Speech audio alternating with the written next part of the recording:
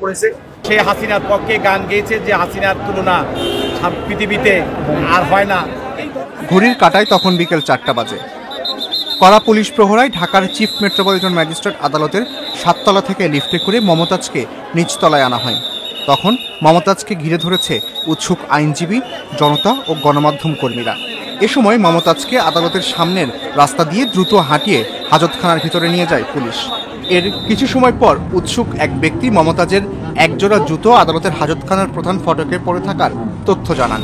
এ ব্যাপারে ঢাকার আদালতে কর্মরত একজন পুলিশ কর্মকর্তা প্রথম আলোকে বলেন, মমতাজকে যখন আদালতে তোলা হয়েছিল তখন তার পায়ে জুতা ছিল, কিন্তু আদালত থেকে হাজতখানায় নিয়ে আসার সময় লোকজনের ভিড়ে কি ঘটেছে সেটি তিনি জানেন না। সে যখন ডিবি অফিস থেকে হাজতখানায় আসে, এক জোড়া স্যান্ডেল সে পায়ে দিয়ে এসেছিল।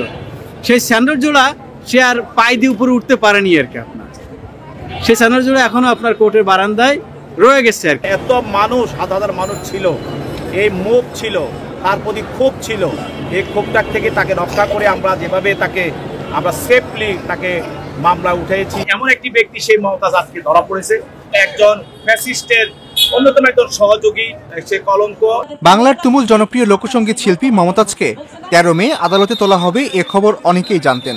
এজন্য সকাল 10টার পর থেকেই ঢাকার সিএমএম আদালতের সামনে উৎসুক জনতার ভিড় লেগেই ছিল। সকাল থেকেই গণমাধ্যম কর্মীরাও আদালতের সামনে আসতে থাকেন।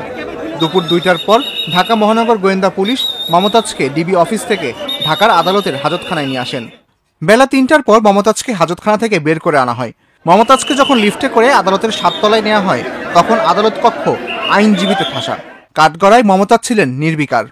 মিরপুর থানায় দায়ের করা হত্যা মামলায় মমতাজকে 7 দিনের রিমান্ডে নেওয়ার পক্ষে যুক্তি তুলে ধরেন ঢাকা মহানগর দায়রা জজ আদালতের পাবলিক প্রসিকিউটর ওমর ফারুকী। তিনি আদালতকে বলেন, মমতাজ শিল্পী, কিন্তু তিনি ফ্যাসিস্ট শেখ হাসিনার অন্যতম সহযোগী। মমতাজের পক্ষে একজন আইনজীবী থাকলেও শুনানির সময় তিনি আদালতে কোনো কথা বলেননি মমতাজও। কেবল কাঠগড়ায় লোহার রেলিং ধরে দাঁড়িয়েছিলেন নির্বিকার বিমর্ষ মমতাজ। মানুষ কেউ তার চেহারা দেখার জন্য মুখ ছিল না, তাকে আকান্ত আমরা দেখিনি, সে স্বাভাবিক অবস্থায় ছিল। এবং আজকে দিনটার জন্য হয়তো কোনো এক সময় সে ভাবতো যে আমাদের এই পরিণতি এরকম হতেও পারে।